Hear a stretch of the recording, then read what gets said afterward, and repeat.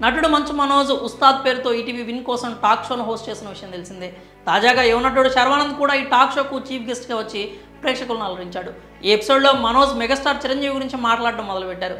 మనోజ్ మాట్లాడుతూ చిరంజీవి గారి గొప్పతనం గురించి గంటల తరబడి మాట్లాడుకుంటూనే ఉంటాం. ఇండస్ట్రీకి వచ్చినప్పటి నుంచి తనను నమ్ముకున్న వారందరికీ సపోర్ట్గా ఉంటున్నారు. తన ప్రజల కోసం ఆయన ఎల్లప్పుడూ అండగా ఉంటారంటూ మనోజ్ తెలిపారు. ఆయనకు హ్యాట్స్ ఆఫ్. చిరంజీవి గారి నుంచి చాలా విషయాలు నేర్చుకోవచ్చు. పవర్ఫుల్ మెగాస్టార్కి పెద్ద కరతాల ధ్వనులు చేద్దామన్నారు. దీనికి శర్వానంద్ స్పందిస్తూ చిరంజీవి గారి లాగానే రామ్ చరణ్ కూడా తన వాళ్ళ గురించి ఆలోచిస్తూ ఉంటాడు, పట్టించుకుంటాడు అని చెప్పాడు. అతను అవసరమైన వారికి అండగా ఉంటాడు. అతని వంటి వ్యక్తి నా స్నేహితుడని నేను గర్వంగా చెప్పగలను.